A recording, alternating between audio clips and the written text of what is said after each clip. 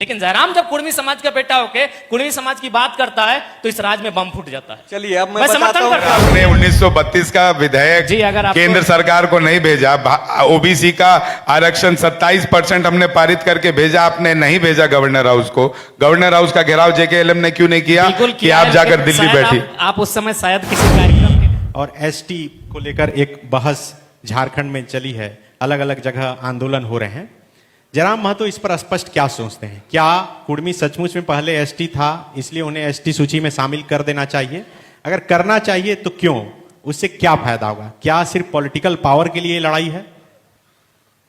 ने कहा कि जयराम महतो कुर्मी समाज का, कुर्मी समुदाय का शेड्यूल ट्राइब की सूची में सम्मिलित होना जयराम महतो का निजी विषय नहीं है, यह एक सामाजिक विषय है। और यह कार्यक्रम, यह आंदोलन मेरे जन्म से दशकों पूर्व से चलता आ रहा है। यह और बात है कि वर्तमान की राजनीति में यह तो सत्य है कि जयराम महतो का चर्चा पूरे राज्य में है, इसलिए टारगेट हम हुए। लेकिन यह सत्य है कि आज जब मेरा जन्म नहीं हुआ था उससे कई दशकों पूर्व से यह मांग चलती आ रही है। दूसरा बात, आप भी जानते हैं, सभी जानते हैं, पत्रकारिता से आप लोग संबंध रखते हैं। हम थे या नहीं थे ये तो जग जाहिर है, ये तो किसी से छुपा नहीं है। हमारे तमाम इतिहास, हमारे तमाम कल्चर, हमारी तमाम परंपराएं क्यों हमें हटाया गया ये भी सभी जानते हैं। लेकिन उसके बावजूद भी, चूंकि सभी यह भी जानते हैं कि कोई भी, अभी हमसे पहले सुप्रीमो साहब आए थे, लेकिन सभी जानते हैं कि जयराम महतो ही है जो किसी भी विषय को स्किप नहीं करता है, वो अपने तर्कों से, अपने तरीकों से जवाब देता है। 1950 में हमें हटा दिया गया बिना किसी नोटिफिकेशन के। 1931 में हम थे या नहीं थे, पूछिए आप। अगर हम नहीं थे या फिर हमारा शेड्यूल ट्राइब की सूची से या शेड्यूल ट्राइब से संबंध नहीं था तो फिर दिसुम गुरु शिबू सोरेन झूठे हैं, तो क्या फिर बागुन सोमरे जी झूठे हैं, तो क्या हमारे पद्म श्री विजेता रामदयाल मुंडा सिंह जी झूठे हैं? आप कितने लोगों को झूठ कहेंगे? तो अभी आप क्या चाहते हैं? मतलब शामिल हो जाना चाहिए? देखिए, हम समस्या का समाधान चाहते हैं। बिल्कुल, हमारी भी मांग को दरकिनार आप नहीं कर सकते हैं। आज इस राज्य को जब बनाने की बारी आई थी, समस्या का समाधान क्या है जयराम जी? सीधा जोड़ देना चाहिए, शामिल कराना चाहिए, या फिर कोई वैकल्पिक कोई व्यवस्था? देखिए, भारत का संविधान सभी के लिए रास्ता तय करता है। भारत का संविधान, इस देश में रहने वाले जीव जंतुओं को भी संवैधानिक अधिकार है। आर्टिकल 48(1) अनुच्छेद 48 का वन्य जीवों को भी जीने का अधिकार देता है। तो हम तो एक बहुत बड़ी प्राचीन, हम इंसान हैं, हमें भी इस राज्य में, इस देश में संवैधानिक अधिकार है। तो भारत की संसद को, भारत के संविधान को तय करना है। मांगना किसी का अधिकार नहीं है। लेकिन बड़ा दुर्भाग्य है कि लोग कुर्मियों को लेकर इतनी नकारात्मक क्यों? लोगों बिल्कुल अभी संजय जी, मैं एक छोटा सा उदाहरण देता हूं। हमारे सामने हमारी बहन स्वरूपा पूर्णिमा जी बैठी हैं।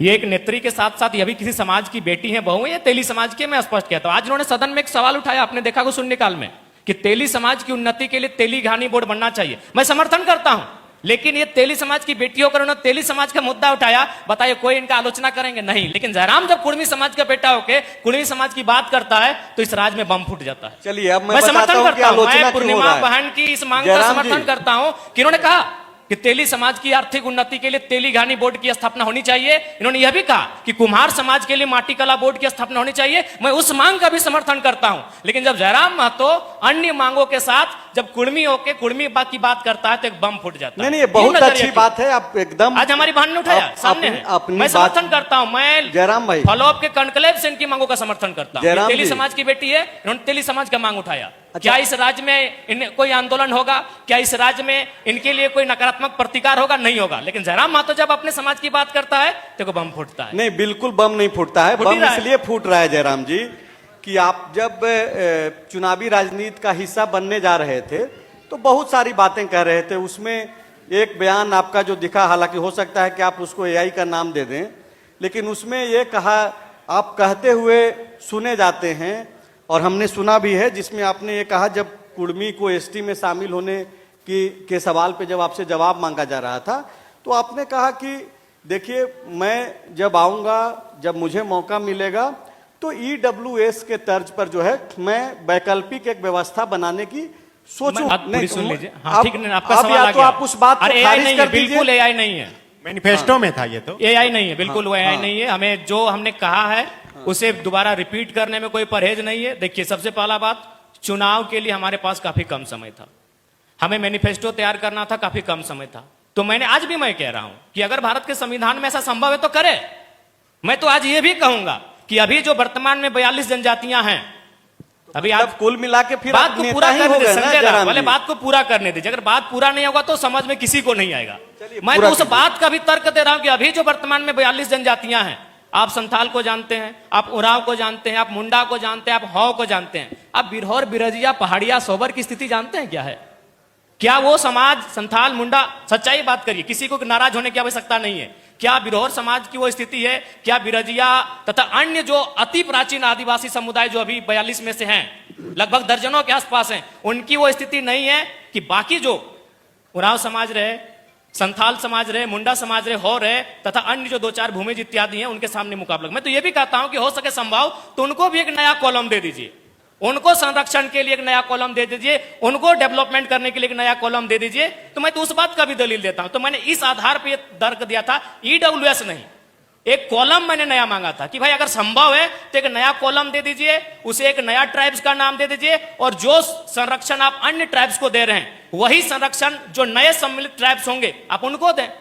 मतलब आप अब इस बात पे टिके हुए हैं कि जरूरी नहीं है कि अगर भारत के संविधान में संभव है तो, चूंकि मैं अपने समाज से ऊपर नहीं हूं, मेरे बाद भी मेरा समाज होगा, मेरे होने से पहले भी मेरा समाज था। तो आप ये बोल रहे हैं कि आपने पहले चूंकि कहा है कि चुनाव में जाना था, वक्त कम था, मतलब क्योंकि हमारे पास मैनिफेस्टो मतलब ड्राफ्टिंग करने के लिए सब बिल्कुल सबको साथ हम लोग लेना था, एक्सप्लेन इसलिए नहीं कर आपने पाए वैसी उसको। बात बस कही। हमने एक लाइन लिख दिया कि भाई ईडब्ल्यूएस के तर्ज पर एक कॉलम होगा, उस कॉलम में क्या क्या होगा उस चीज को हम लोग एक्सप्लेन नहीं कर पाए। एक धारा होगी, उस धारा में उपधारा क्या क्या होगी इस चीज को हम लोग एक्सप्लेन नहीं कर पाए। लेकिन आज भी हम कहते हैं अगर भारत के संविधान में संभव है, भारत के संसद में संभव है तो वो करे, एक अन्य कॉलम बनाया जाए।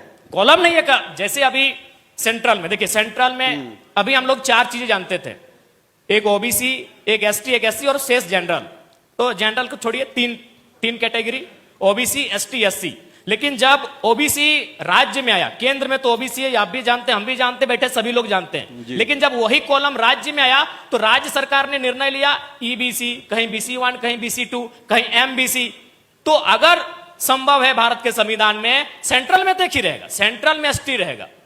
कुर्मी भी अगर एसटी में शामिल होता है तो सेंट्रल में तो फिलहाल एसटी रहेगा। अब वो राज्य सरकार अगर भारत के संविधान में, भारत के कानून में इतना सक्षम होगा तो राज्य सरकार निर्णय लेगी कि जो नए लोग एसटी में आके शामिल होंगे उन्हें हम agriculture tribe, farming tribe, new tribe, कुछ भी जो संरक्षण अन्य शेड्यूल्ड ट्राइब से आने वाले समाज को मिल रहा है वही संरक्षण जो नए लोग शामिल होंगे। जैसे अभी हमारे पास घटवार समाज, संरक्षण तो हर किसी को चाहिए सरकार से। नहीं, संरक्षण कभी वो तभी मांगता है जब वह उस परिस्थिति में होता है। अनूप दास देखिए बैठे, वो कभी नहीं बोले कि हमें संरक्षण दीजिए, आपके बगल में बैठे हैं। अच्छा, सवाल ये चूंकि तो बात कर रहे हैं, एक इनकी मिनट। पार्टी तो बकायदा बोल रही है कि जिसकी जितनी हिस्सेदारी उसकी उतनी भागीदारी। ये तो बात कर ही रहे हैं ना भाई, होना सारे चाहिए। लोगों की ये बातचीत तो हो रही पूरा है। देश कह रहा है, ये तो पूरा देश कह रहा है भाई, ये तो पूरा देश कह रहा है जिसकी जितनी। अच्छा चलिए।